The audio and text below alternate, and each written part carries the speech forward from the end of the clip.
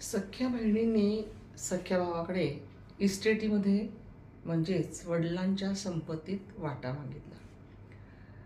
2005च्या कायद्याप्रमाणे मुलींना वडिलांच्या संपत्तीत हिस्सा मागण्याचा नक्कीच अधिकार आहे.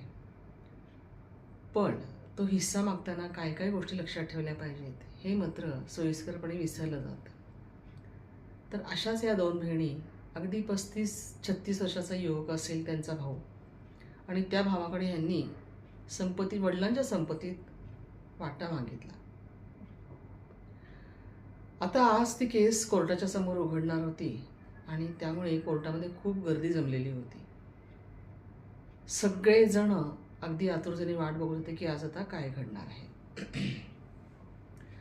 तर ह्यामध्ये जी बहीण आहे, दोन बहिणी आहेत, आणि हा जो युवक आहे, हा युवक अगदी शांत बसलेला आहे. याच्या चेहऱ्यावर कुठेही राग नाही, लोभ नाही, काहीच नाही. अगदी तटस्थ असा हा अगतिकतेने खाली मान म्हणून बसलेला हा युवक किती बहिणींच्या स्वार्थापोटी अगतिक झालाय हे दिसत होतं. अगदी त्याच्या चेहऱ्यावरती खूप अगतिकता होती की तो काहीच करू शकत नव्हता. आणि अशा या बहिणींना आता कसं तोंड द्यायचं किंवा कोर्टामध्ये आता कसं उत्तर द्यायचं या विवंचनेत तो होता असं सुद्धा नव्हतं. तो अगदी शांत होता, जणू काही त्यांनी सगळं ठरवलेलं होतं आधीच. अशा पद्धतीने तो कोर्टात बसलेला होता. आणि या दोन्ही बहिणीसुद्धा त्यांच्या नवऱ्यांसकट आलेल्या होत्या. सगळ्या कोर्टामध्ये शांतता होती आणि कोर्ट केसला सुरुवात होणार होती.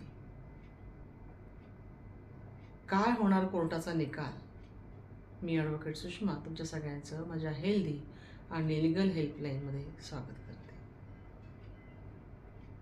जेव्हा कोर्टाची केस सुरू झाली तेव्हा ह्या दोन बहिणींचा जो वकील होता त्या वकिलांनी सांगितलं की कायद्यानुसार वडिलांच्या संपत्तीमध्ये माझ्या या दोन अशिलांचा सुद्धा सहभाग आहे आणि त्यामुळे